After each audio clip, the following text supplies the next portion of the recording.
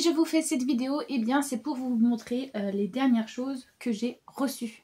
Alors évidemment, on a un peu de tout. Donc on va commencer avec manga. J'ai reçu Minato con Mondori, le tome 4. On est sur une romance... Enfin, non justement, pour le moment on n'est toujours pas sur la romance. Donc on est sur une histoire d'un jeune lycéen qui montre avoir quelque chose comme 17-18 ans et qui tombe amoureux d'un gars qui a 30 ans qui tient une laverie automatique. Et justement pour le moment on est au tome 4 et on n'a absolument aucune romance entre les deux. Il y a juste le plus jeune qui a déclaré sa femme au plus vieux, mais le plus vieux lui a clairement fait comprendre que il n'y a pas moyen. Donc on attend de voir justement comment va se dérouler la romance. Donc très hâte de lire ça. J'ai aussi reçu Demoiselle Lapine et le grand méchant léopard, le tome 5. On est sur l'histoire d'un monde où il existe des garous en fait. Où vous pouvez tomber dans une famille de lapins, de loups, de léopards, enfin bref. Et on va suivre justement notre jeune fille qui est juste là avec les cheveux roses, qui est une lapine garou. Et en fait quand on est sous sa forme animale et normalement vers ses 2-3 ans on se transforme en humain et puis après on peut faire comme on veut.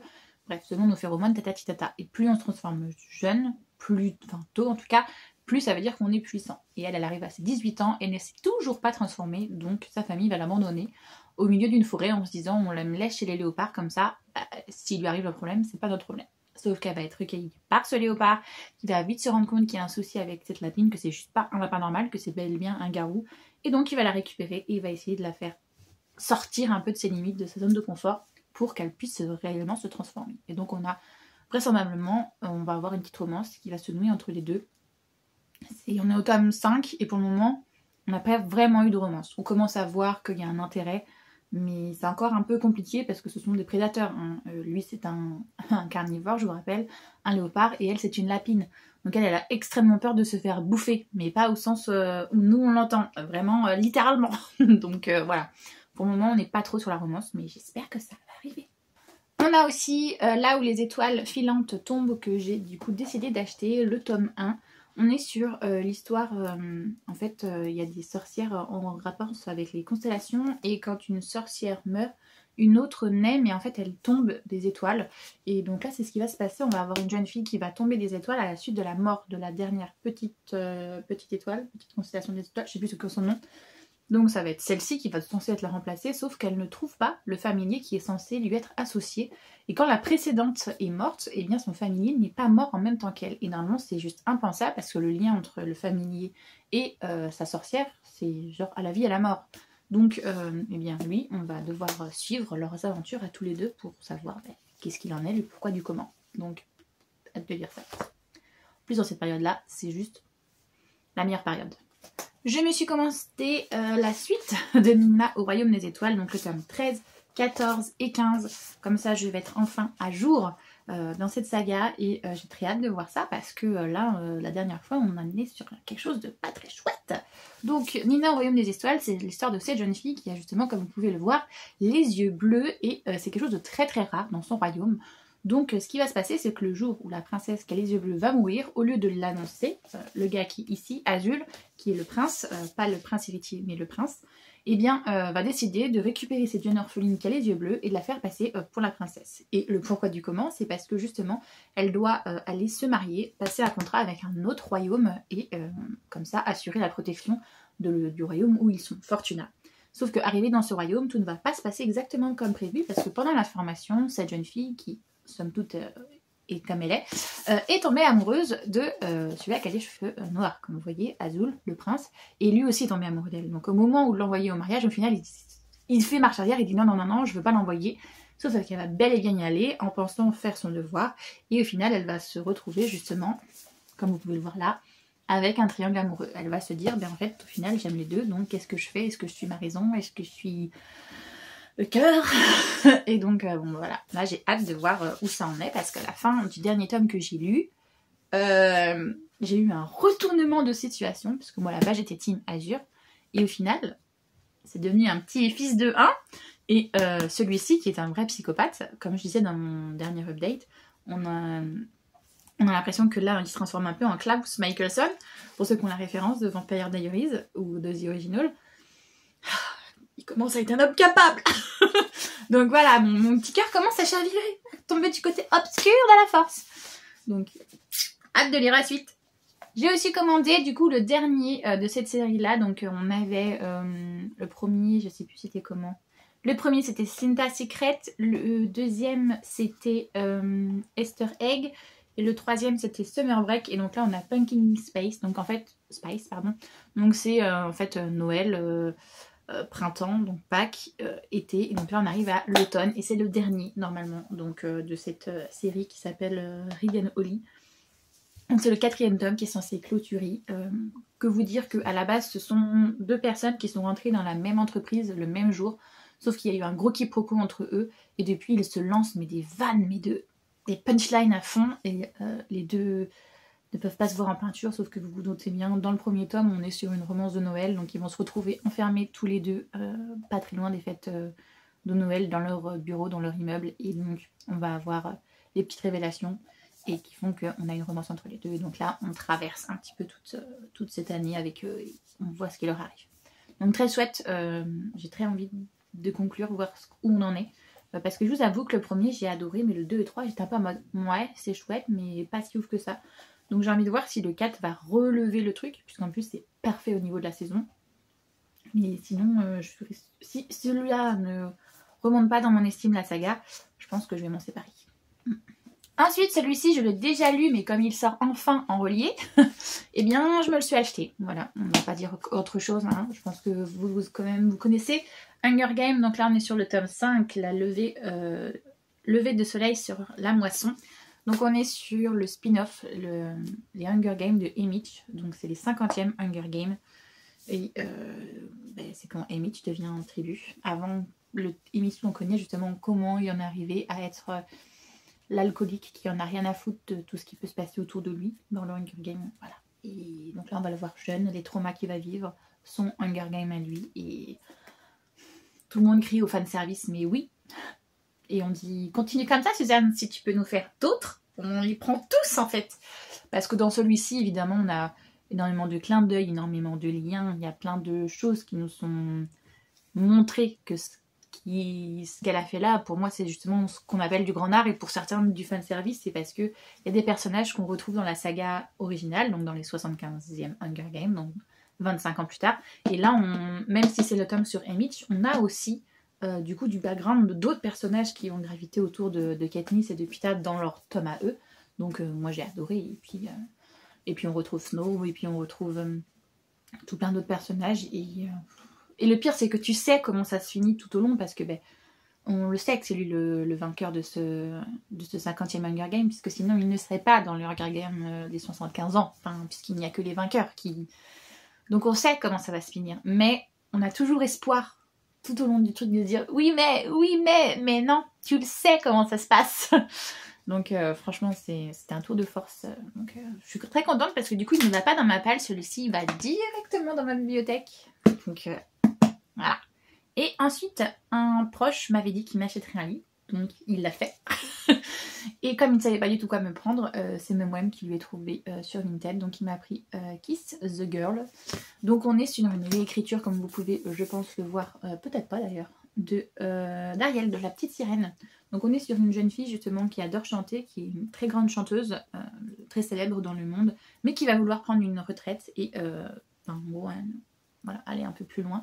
Et elle va rencontrer un petit groupe qui ne paye pas de mine. Et visiblement, elle va tomber amoureuse d'un des gars, Eric, vous vous en doutez.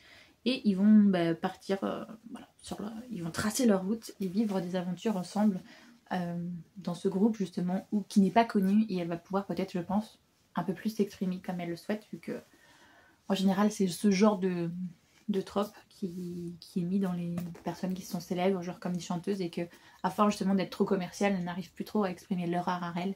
Donc là je sais pas si c'est ça, hein, mais j'extrapole peut-être, mais voilà, en plus j'adore ce espace qui est trop chouette, trop beau.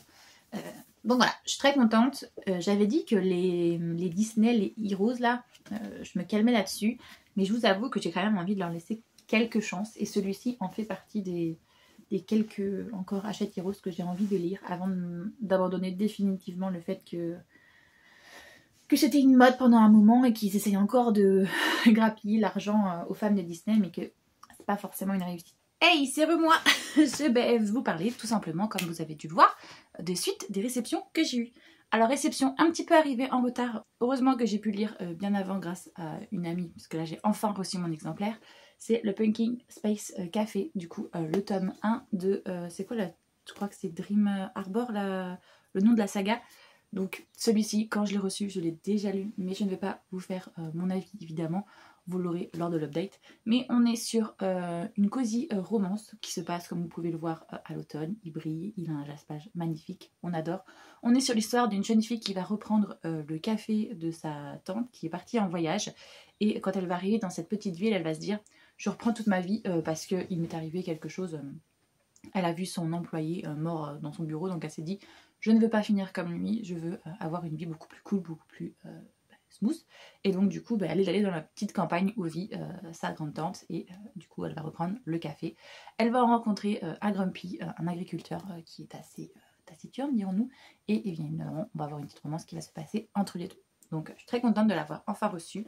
J'ai très hâte de lire le tome 2 parce que ce sont visiblement tous des tomes compagnons. On voit un peu déjà, l'auteur nous a lancé des petites pierres de touche pour nous parler de qui seront les futurs couple dont on va parler dans les prochains romans, donc j'ai très hâte de lire la suite. Celui-là je l'ai reçu mais du coup je ne l'ai pas encore lu. On a Falling Like Leaves, voilà, on est sur une romance comme vous pouvez le voir full automne. Oui, c'est ce que j'avais envie de lire, donc j'en avais commandé plein. Je ne les ai pas tous reçus à temps, mais c'est pas grave, on va essayer d'en lire un maximum avant que mon mood automnal ne soit fini et qu'on revienne au mood plus romantasy, hivernale, voilà, ou même romance genre ok parce qu'on sera en hiver. Donc on est sur l'histoire de cette jeune fille qui est une adolescente, je crois qu'elle doit avoir 17-18 ans et ses parents divorcent. Donc sa mère décide de quitter l'endroit où ils sont, je sais pas s'ils sont à New York, voilà, New York pour partir dans sa ville natale, et donc elle embarque sa fille avec elle, et sa fille n'est pas du tout contente puisque du coup elle va être séparée de ses amis, elle ne va plus avoir du tout la même vie, mais elle va retourner dans la ville où elle passait visiblement ses vacances d'enfance, et elle va retrouver un barista avec qui elle avait énormément sympathisé, échangé leur premier baiser et tout, sauf que visiblement ce gars l'ignore totalement. Donc on va sûrement découvrir ce qui s'est passé entre les deux. Je ne l'ai pas encore lu. J'ai hâte. Le seul petit souci, c'est que c'est du young adulte. Et j'ai déjà vu plusieurs petites chroniques qui disaient que bah justement, ça se sentait, les réactions des personnages, c'est pas toujours ouf ouf. Donc voilà, j'espère que ça va quand même le faire avec moi. J'ai reçu La Gardienne des Concubines, le tome 4, et j'ai très hâte de le lire du coup, parce que là je suis pas du tout en avance. On est sur l'histoire de cette jeune fille qui va se retrouver avoir un mariage forcé avec un homme qui est le bras droit de l'empereur, et en devenant l'épouse, alors c'est pas vraiment le premier ministre mais on est dans ce délire là, de cet homme, elle va avoir elle aussi un titre qui est devenu la Gardienne des Concubines. L'empereur va lui faire passer des épreuves pour qu'elle mérite ce titre là, et donc en fait elle va devoir faire en sorte que les concubines qui sont dans le harem de l'empereur arrêtent d'essayer de s'entretuer et essayent de coopérer ensemble, même si c'est délicat parce qu'en fait plus elles obtiennent les faveurs de l'empereur, plus elles ont chance de produire l'héritier et plus elles ont de chance de devenir l'impératrice. Donc évidemment il y a de la concurrence dans ce harem, et donc cette jeune fille elle est un peu là en mode on va essayer de faire en sorte que personne ne s'entretue, et en même temps eh bien, elle a sa relation avec son mari du coup qu'elle découvre, et voilà. Pour le moment c'est assez green flag et tout, donc j'ai très hâte de le lire et de voir comment avance la romance. J'ai reçu Spy X Family, le tome 15, et ça aussi j'ai très hâte de le lire parce que j'adore mes suites de manga, c'est en général c'est un peu logique. On est sur plutôt une comédie, c'est assez humoristique, sur l'histoire d'un type qui est le meilleur espion de son royaume. En gros, enfin, on a deux pays, on a le pays de l'Est et le pays de l'Ouest, un peu en mode, vous voyez, URSS, voilà. Et bien, enfin, Allemagne plutôt, pas URSS, mais à l'époque, on avait l'Allemagne de l'Est et l'Allemagne de l'Ouest. Et bien là c'est la même chose, et on a un espion qui est là pour espionner justement le royaume en face, découvrir les complots tatati tatata, et pour ce faire il doit se créer une famille. Donc il va adopter une petite fille sans se rendre compte que cette petite fille a une petite particularité, c'est qu'elle est capable de lire dans les pensées. Donc c'est un petit peu voilà, problématique, parce que du coup lui qui fait penser qu'il est un grand docteur et tout, comme elle lit dans ses pensées, elle sait qu'il est le plus grand espion de son pays et qu'il n'est absolument pas docteur et tout et tout. Et du coup, il va demander à une femme aussi de devenir la belle-mère de sa fille. Voilà, il va la demander de l'épouser et tout. Et elle, eh bien, elle a un rôle fictif de secrétaire, voilà, de fonctionnaire. Sauf qu'en réalité, elle aussi, c'est une mercenaire. Donc la petite fille qui lit dans les pensées se rend compte de tout ça. Et évidemment, ils vont adopter un chien qui, lui, a des visions, mais sur le court terme. C'est assez drôle, c'est assez folklorique, les moments qui sont dedans. Donc voilà. J'ai très hâte comment ça va développer et j'aimerais surtout voir un peu de romance, un peu plus immergée justement entre les deux parents. Et bon, pour le moment les enfants ils sont un peu petits, mais pareil, on sent qu'il va y avoir une petite romance, les fanfictions sont assez justement sur la petite gamine et le chef du gars qui doivent espionner. Donc voilà, j'ai hâte de voir comment ça va évoluer. On continue sur un petit shoujo que j'ai reçu, Oni Lemon Soda. On est sur le tome 11. On est sur l'histoire d'une jeune fille qui se fait énormément harceler quand elle était au collège. Et donc là qu'elle va arriver au lycée, elle a un choix à faire. Et au lieu d'aller vers le choix élitiste, elle va choisir un lycée plutôt lambda. Parce qu'il y a ce garçon qui est dedans qui lui avait dit un jour quand elle s'est fait harceler dans la rue que évidemment qu'elle était une pierre. Elle était un diamant brut qui suffisait de tailler. Et que si elle allait dans son lycée à lui, eh bien il l'aiderait à devenir ce diamant. Donc du coup elle va aller dans ce lycée. Et eh bien, il va y avoir une relation qui va naître entre eux. Au début, un peu mentor-apprenti, puis finalement de l'amitié et très rapidement, enfin, pas très rapidement, enfin, si, il y a des sentiments qui vont naître entre les deux, mais la relation va être assez lente à se mettre en place, parce que justement, à cet âge-là, il faut savoir ce qui est sentimental, ce qui est amical et tout, c'est assez compliqué. Surtout que elle se, comment dire, elle se sous-estime vu qu'elle a été harcelée et tout, donc elle a très peu d'estime d'elle, elle n'a pas du tout confiance en elle. Et lui à l'inverse c'est plutôt le cas populaire, voilà, avec les cheveux décoloris, des fringues à la dernière mode et tout. Donc il y a une espèce de petite différence de classe entre guillemets dans ce niveau de la hiérarchie du lycée. Donc voilà, c'est un peu compliqué au début à se mettre en place, mais là c'est déjà mis en place depuis 2 ou 3 tomes. Et donc j'ai hâte de voir comment la relation va continuer à avancer. J'ai aussi reçu Business Proposal, le tome 6. On est sur l'histoire, alors c'est pas eux des protagonistes, eux ce sont les deux copains. On est sur l'histoire d'un homme qui est un PDG et qui a décidé qu'il en avait marre, qu'on n'arrête pas de lui faire des rendez-vous arrangés. Donc le prochain rendez-vous arrangé qu'il aura avec une héritière, il l'épouse, peu importe qui se présente devant lui. On a une héritière qui, elle, n'a pas du tout envie d'aller à ce fameux rendez-vous et donc qui va envoyer sa meilleure amie, qui est une jeune fille normale. Et quand cette jeune fille va aller, elle a pour mission de le dégoûter en fait. Donc elle va aller avec une tenue hyper vulgaire, une perruque rose et tout. Et elle va faire en sorte qu'il la considère comme une malpropre. Mais comme lui il a dit peu importe qui se présente, je l'épouse, et ben il rentre dans le jeu et au final il va essayer de la séduire en se rendant compte qu'elle lui cache des choses. Et en effet il va vite se rendre compte que c'est pas la réelle héritière, que c'est quelqu'un d'autre. Et elle va vite se rendre compte que c'est son patron en fait. C'est pas n'importe qui qu'elle a en face d'elle qu'elle est censée dégoûter et qui lui lance des rendez-vous, qui la relance. Donc voilà, on va voir cette relation-là qui se naît. Et entre-temps, eh bien, on va avoir l'héritière, justement, qui n'est pas allée à son rendez-vous, qui va rencontrer le secrétaire de l'héritier et qui vont avoir une relation, comme vous pouvez le voir, qui va se nouer entre eux, qui est beaucoup plus rapide à se nouer, hein, je vous l'avoue, que les deux autres, là, entre faux semblants et réels sentiments. C'est un peu plus long à se mettre, mais normalement, là, ça s'est mis en place. Donc, je vais arriver sur Enfant de la romance que j'adore. J'ai aussi commandé I Don't Trust My Twin, le tome 3, et j'ai très hâte, je vous avouerai. On est sur l'histoire de réincarnation. On est sur une jeune femme qui, toute sa vie, a fait en sorte que son domaine soit au mieux possible, puisqu'elle a une sœur jumelle, mais cette sœur a des problèmes de santé. Donc du coup, elle doit travailler aussi bien pour elle, pour son domaine, que pour sa sœur, faire en sorte que les deux ont des revenus suffisants. C'est ce qu'elle va faire en prenant le titre de chef de clan, enfin pas de chef de clan, mais bref, elle va prendre le titre de la famille et va faire en sorte que tout se passe bien jusqu'au jour de son mariage, où elle va se rendre compte qu'au final, sa sœur lui a piqué son mec et qu'ils ont manipulé, ils ont fait en sorte que, eh bien, tout leur revienne à eux et qu'elle elle meurt voilà, dans le caniveau. Donc quand elle va se réincarner, évidemment, elle va décider de tout changer dans sa vie. Et donc là, on suit sa petite vengeance qu'elle met en place petit à petit. Enfin, sa vengeance, c'est pas vraiment une vengeance, enfin si un petit peu. En fait, elle fait en sorte de se protéger des manigances que du coup, elle sait, vu qu'elle a ce souvenir de sa vie passée, de ce qui va arriver. Donc, elle fait des complots et des intrigues pour faire en sorte que ce qui s'est passé dans sa précédente vie ne se passe pas là. Donc elle va se séparer de son ex-fiancé par exemple. Elle ne va plus croire sa sœur quand sa sœur dit qu'elle est malade, qu'elle fait des... qu'elle s'évanouit, nanani, nanana, et elle va demander de l'aide, enfin pas vraiment de l'aide, mais elle va passer un pacte avec un gars pour justement se marier avec lui en disant c'est un mariage seulement d'intérêt, je ne veux pas tomber amoureuse de toi et tout, c'est juste que j'ai besoin d'une couverture. Sauf que on va vite se rendre compte que ça va pas être aussi simple que ça à mon avis. Ensuite, j'ai reçu aussi Brume, le tome 4, la nouvelle sorcière. Et je vous avoue que j'étais assez surprise parce que je pensais que ça s'arrêtait à la trilogie. Mais visiblement, on va avoir un nouvel arc. Eh bien, je ne sais pas trop de quoi ça va parler parce qu'on a eu la résolution du problème dans le tome 3. Donc, j'ai hâte quand même de découvrir. En plus, on est parfaitement dans la vibe octobre, spooky, Halloween. Donc, voilà. j'ai très hâte de lire. Pour ceux qui ne connaissent pas Brume, on est sur l'histoire de cette petite sorcière qui est vraiment une petite peste, au plus c'est pas possible autrement.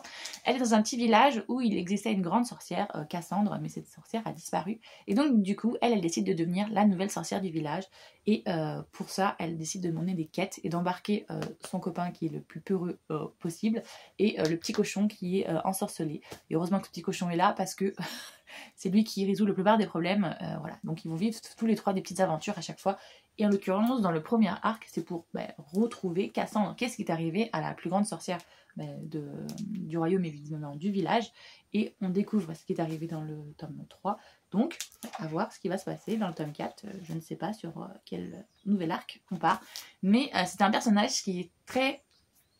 Je sais pas comment l'expliquer, mais en fait, c'est le personnage principal. Donc, en général, ce sont des personnages choupi, nanani, nanana. Mais là, elle est insupportable. Franchement, c'est vraiment une pestouille. Enfin, c'est une enfant, quoi. Elle a des objectifs, elle veut les faire, et peu importe que ça se passe bien ou pas bien, c'est elle qui décide, en fait. Donc, heureusement qu'elle a son meilleur pote, qui est un peu, justement, le peureux de l'histoire, et qui est plus là en mode présence, et surtout, heureusement qu'il y a le petit cochon, c'est Hubert, je crois, son nom, qui est là pour, justement, être un peu le cerveau de l'opération, et lui, en général, c'est lui qui fait les potions, nanani, nanan, pour résoudre les problèmes, parce que sinon, ça se passerait pas si bien que ça. Donc, en plus, au niveau graphique, moi, c'est tout ce que j'adore. Hop, vous voyez, on est sur ce genre de planche là, donc voilà, j'ai très hâte de lire ça. Pour le moment, normalement, c'est tout ce que j'ai reçu, donc on devrait s'arrêter là pour le book haul. Puisque après, les livres que je vais recevoir, ce sont les livres sûrement que je vais acheter au FNR. Et le FNR étant du 30 au 2, je pense que je vais quand même mettre ces achats là dans le mois de novembre, normalement. Donc voilà pour tout ce que j'ai reçu et acheté au mois d'octobre. S'il y a des livres que vous aussi vous avez achetés ou au contraire que vous avez achetés et que moi je n'ai pas du tout vu passer, que je n'ai pas acheté, n'hésitez pas, on peut en parler en commentaire. Vous, tous les achats que vous avez fait, j'adore regarder ce genre de vidéos et donc lire vos commentaires sur voir qu'est-ce que vous avez acheté ou pas, on compare, nanana, j'adore ça. Évidemment, vous connaissez la chanson, si vous avez aimé la vidéo, n'hésitez pas à liker, ça aide énormément pour le référencement. Si vous voulez aussi me soutenir, n'hésitez pas à laisser un petit commentaire avec juste un petit émoticône, comme ça aide l'algorithme, mais vous, si vous ne savez pas quoi dire, vous pouvez mettre, je sais pas, là on est en octobre, donc les petites feuilles, les cœurs orange, enfin vous voyez ce genre de lire là. Et évidemment, si vous souhaitez voir le reste de mes vidéos, n'hésitez pas à vous abonner. Moi j'espère que tout va bien pour vous, que vous passez un bon moment, que vous faites de bonnes lectures, et je vous fais tout plein de beaux bisous.